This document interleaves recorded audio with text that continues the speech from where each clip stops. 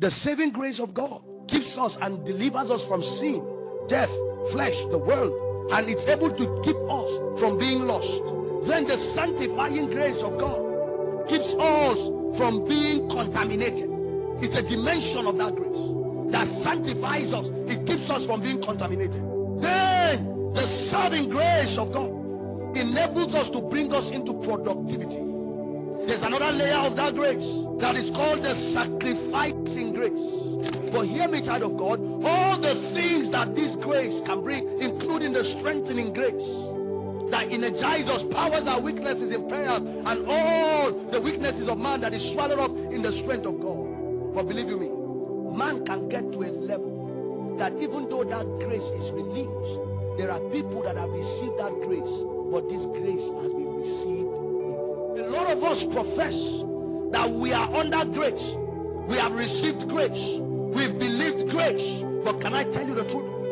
A handful of us, this grace that we have received it in vain. Man of God, what do you mean? There is a life that grace produces. There's a result that grace generates. There's an answer that ought to be seen in the life of a person that professes grace.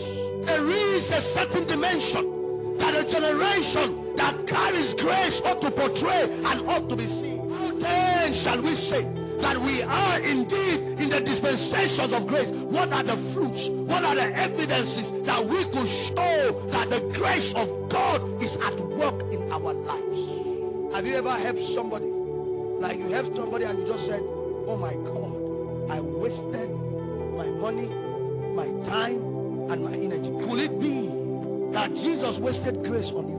When we are talking about the grace of God, we want a generation that will validate the value of the sacrifice of grace. We then, as workers together with him also, plead with you not to receive the grace of God in vain. As God's partners, we beg you not to accept this marvelous gift of God's kindness, and then that's the point. Some of us have ignored, undermined, and underplayed the effectiveness of the blessings that come with the life of grace.